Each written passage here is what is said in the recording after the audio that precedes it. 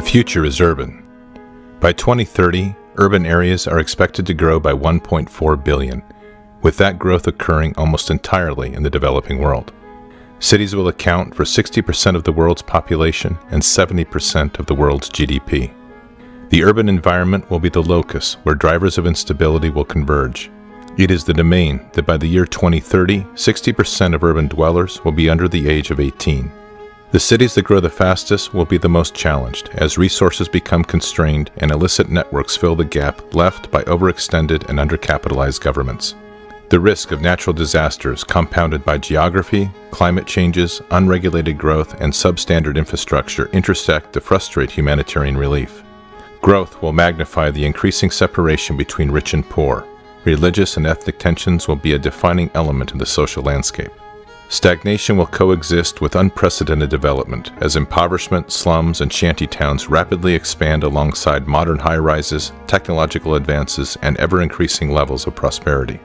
This is the world of our future. It is one we are not prepared to effectively operate within, and it is unavoidable. Megacities are complex systems where people and structures are compressed together in ways that defy both our understanding of city planning and military doctrine. It is an ecosystem that demands a highly agile and adaptive force to successfully operate within. Infrastructures will vary radically, with concentrations of high-tech transportation, globally connected air and seaports, contemporary water, utilities, and waste disposal intermixed with open landfills, overburdened sewers, polluted water, and makeshift power grids.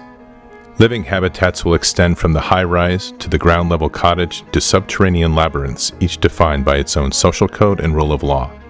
Social structures will be equally challenged if not dysfunctional, as historic ways of life clash with modern living, ethnic and racial differences are forced to live together, and criminal networks offer opportunity for the growing mass of unemployed. This becomes the nervous system of non-nation-state, unaligned individuals and organizations that live and work in the shadows of national rule. Where physical domains can be seen, digital domains will have limitless potential to breed and expand without limit. Digital security and trade will be increasingly threatened by sophisticated illicit economies and decentralized syndicates of crime to give adversaries global reach at an unprecedented level.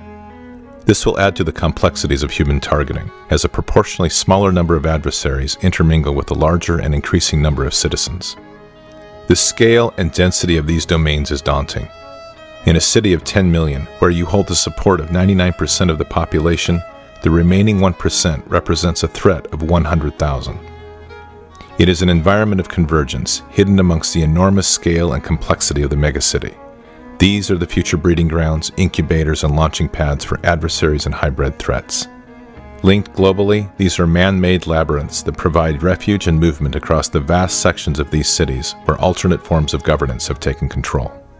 The advice of doctrine, from Sun Tzu to current field manuals, has provided two fundamental options.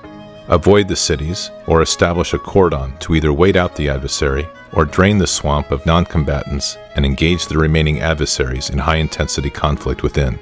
Even our counterinsurgency doctrine, honed in the cities of Iraq and the mountains of Afghanistan, is inadequate to address the sheer scale of population in the future urban reality. From the streets of Aachen to the Citadel and Way, we have defeated adversaries who attempted to use urban terrain to their advantage. Urban conflict is written deep into the Army's histories. But in tomorrow's conflict, these megacities are orders of magnitude greater in complexity, and our current options do not meet strategic ends. Our future operations must allow us to rapidly return the city to the people. They will be too large and complex to isolate or cordon in their entirety. Yet our soldiers will have to operate within these ecosystems with minimal disruption and flow. Our current and past strategies can no longer hold. We are facing environments that the masters of war never foresaw. We are facing a threat that requires us to redefine doctrine and the force in radically new and different ways. The future Army will confront a highly sophisticated urban-centric threat that will require that urban operations become the core requirement for the future land force. The threat is clear. Our direction remains to be defined. The future is urban.